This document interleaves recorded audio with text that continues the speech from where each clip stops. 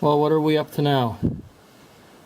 Well, I figure if the weather's not exactly nice enough to be driving these old cars all the time, might as well spend more time fixing them up a little bit. And the project today is going to be to fix the slight seep in the drain plug of the 204R automatic overdrive on the 72 Oldsmobile Vista Cruiser station wagon. In the fall, the transmission had to be repaired. The rear sprag in the transmission broke. Guess it was from too much of spirited driving when I first put the car on the road, in combination with a heavy rear end that doesn't break loose too easily. So it has some upgraded parts in it now, which hopefully will circumvent that. All the other pieces were in pretty good condition, but I still had it upgraded with a few, well, parts that weren't available in the marketplace quite in the past. But what we're going to be doing is, so I didn't have it at the time, squeeze up underneath the car in this my little itty bitty garage here. Get started on the project. What we're going to be up to, we are going to be firming up the shift going to second gear a little bit. It's not really a problem to do on 204Rs for the simple reason that they don't use sprags for the second or third clutches, so I don't have to worry about snapping parts from getting very hard shifts. I have a heavy duty accumulator spring for the 1-2 shift, and we're going to put a couple of nuts and a washer in there to limit the travel of the piston in the accumulator housing, like we'll see a little bit later on. Got to emphasize, if you're going to be reusing transmission oiling, make sure that your containers are absolutely spotless clean, and even then filter the oil when you're going to put it back in the tranny sump after the repair or whatever you're doing. Simple reason I'm not throwing this transmission fluid out, it's synthetic stuff, it's pretty expensive, so, and doesn't have too many miles on it, so we're going to reuse the stuff. Well, we'll get going on the project. We'll see what's going to happen after we get the pan off. See you soon.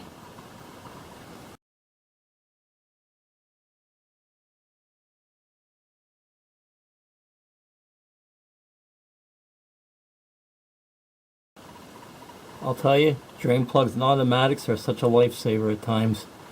I honestly don't know if I'd want to undertake this project today with the prospect of messy fluid all over the place and trying to catch it all, but here we go. One of the hardest parts of the job, and one of the messiest parts, is reasonably circumvented by doing this over here, and then we'll just get some newspaper underneath the transmission once I get the oil pan off to catch any extra oil that might be just dripping down there. But I guess at least a major part of this mess has been caught. On we go.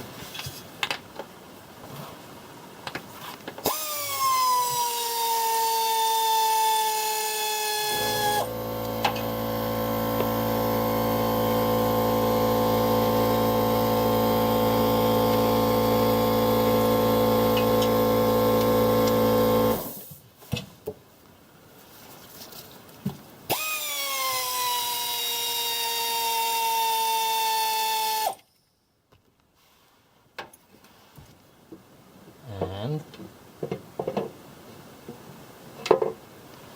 point, down we go.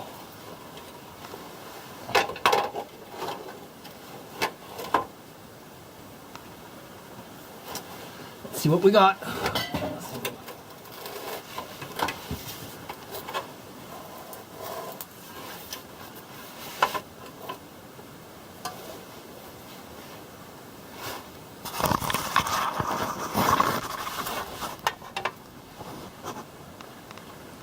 Let's get it dragged out and see if there's anything sitting in the pan yet.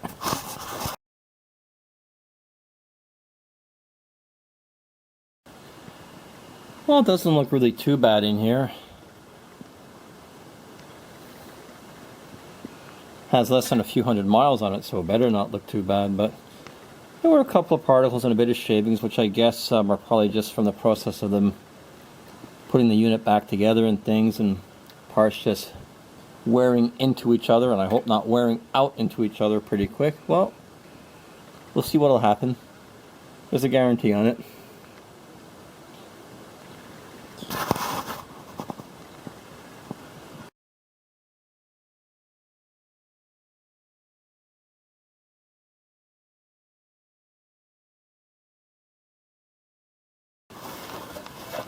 Well, that's the part that we're going to be after taking off this 1-2 accumulator.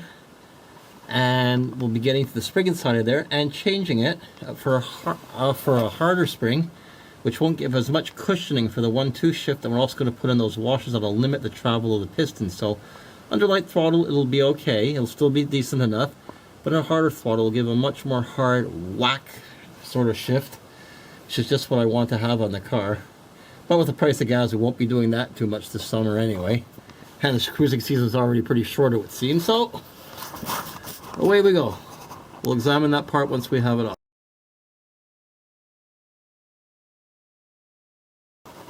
Well, there we have it, folks. The 1-2 accumulator is off of the car, and this is the part that we're after. The 1-2 accumulator spring, which pushes against the piston. When the vehicle shifts to the second gear, you have oil that gets pushed through a passage through to the bottom of the piston, which tries to push the piston up against the spring over here, which also has hydraulic oil acting on it, so that tends to cushion a shift. So what our goal for this project to do is to remove this lighter duty spring, put in these couple of washers over here, this nut, another little spacer, and the heavy duty spring, which will now in turn, it won't allow the piston to move nearly as much, and also the spring will give it some cushioning, albeit a harder cushioning, so you'll still get a softer shift. It'll actually be a little bit harder at lighter throttle, but not a bang shift at light throttle. But as you progressively step harder on the accelerator, you'll get a much harder shift into second gear. Tire chirping even. Well, we hope anyway, with the weight over the back of this car, but it does trip the tires even occasionally as it is now, but might as well have some fun. You hardly ever drive the car anyway during the summertime. So let's see what's going to happen with this. Put it together and we'll take it for a drive later on and see what the results are.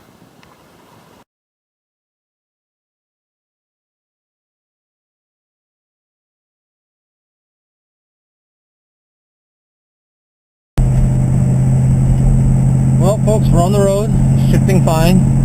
Got the GoPro on because we have a hands-free driving law here in Ontario province. You're not allowed to hold handheld devices while you're driving, so well, we'll see how the car is going to step out now. Hope we'll get a good view. Factory stereo's hooked up. 8-track player. It's working.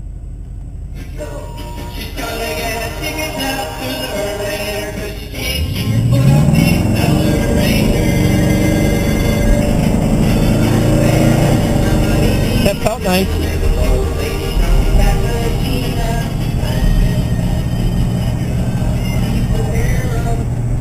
Better turn that off because I'll get that stupid YouTube YMG or YMF or gosh knows what it is saying I copied somebody's song or used somebody's song. So we'll just enjoy the ride.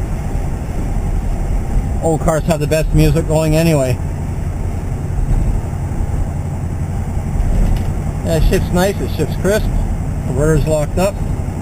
We're doing 40 mile an hour,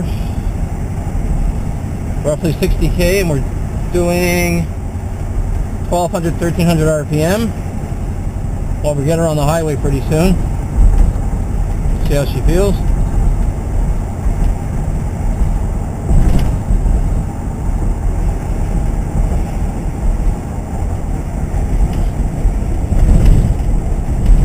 I always look at it this way. You get one of these transmissions put back together, whatever you're doing, you have forward and reverse. You can at least get it onto a trailer to get to a garage or to a transmission place, but it's working. We got gears. It's very important.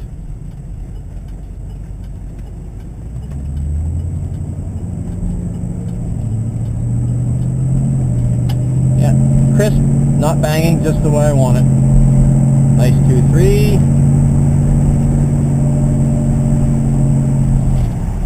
3-4. And lock up. Nice and lazy going up the hill.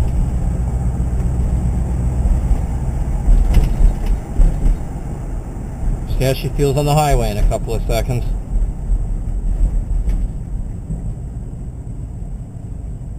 Take a quick glimpse around the car.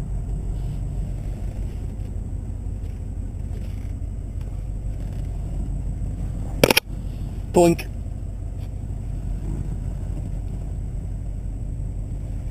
$26,990 for a 2011 Mazda. I'm not quite too sure what the model of that is. 7, 8, Jeep, Wrangler. All new Mazda 6. Buy a new car, don't buy a new car. Nah, I don't need a new car. Not yet anyway. Alright, we'll be on the highway in a second. Noticing others. Now. Lots of gadgets to play with.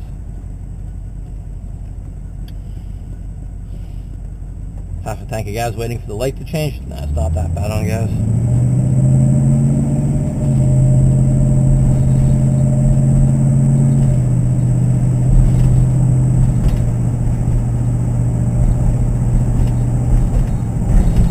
Annoying rattle there somewhere that I gotta take care of. Sounds like a bell.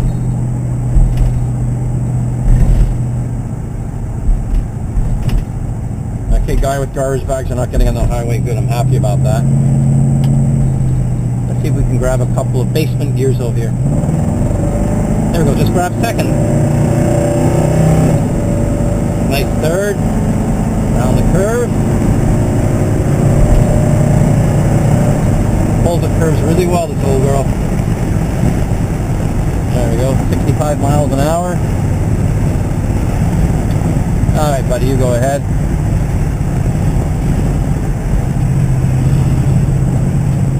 Go. Really, really nice.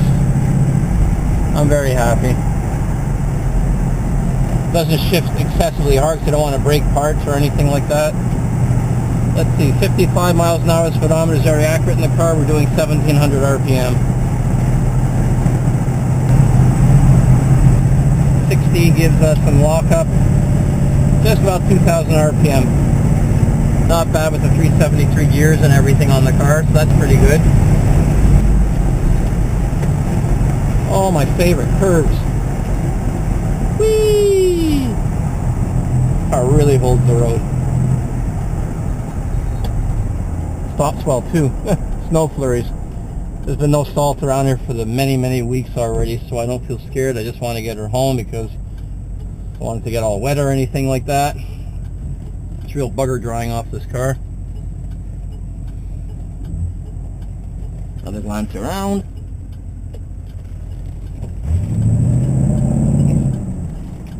Let's see. Okay, man, maybe we could get a chirp. Oh yeah, chirp.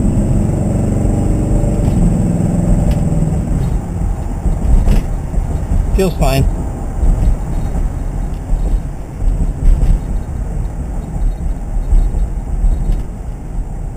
I'm happy. Anyway, we'll see you later, people. Take care.